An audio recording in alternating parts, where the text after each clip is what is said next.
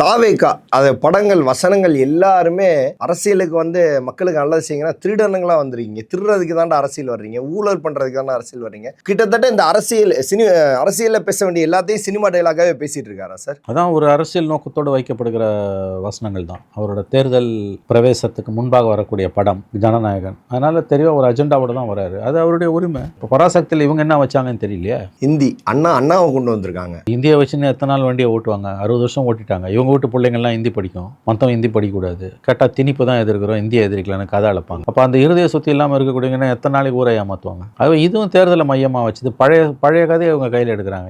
இந்தி திணிப்பு, இந்தி கேட்டால் இந்தியை திணிக்கிறது தான் எதிர்க்கிறோம், இந்தியை எதிர்க்கலன்னுவாங்க. இது எடுபடாது. 1964 அந்த ஸ்டேட்மெண்ட் மக்கள் மறக்கக்கூடாது. இதில் அந்த போராட்டம் வந்து நியாயமானதாங்க. அன்றைக்கி ரொம்ப கொடூரமான முறையில் லால் பகதூர் சாஸ்திரி கவர்மெண்ட் நடந்துக்குச்சு. இன்றைக்கி 60 ஆண்டுகளில் எவ்வளோ தூரம் முன்னால் போயிருக்கோம் நம்ம. இன்றைக்கி பழைய கதையை 60 வருஷமா நடந்து கொண்டு வந்து இன்றைக்கி நம்ம பேச முடியாது.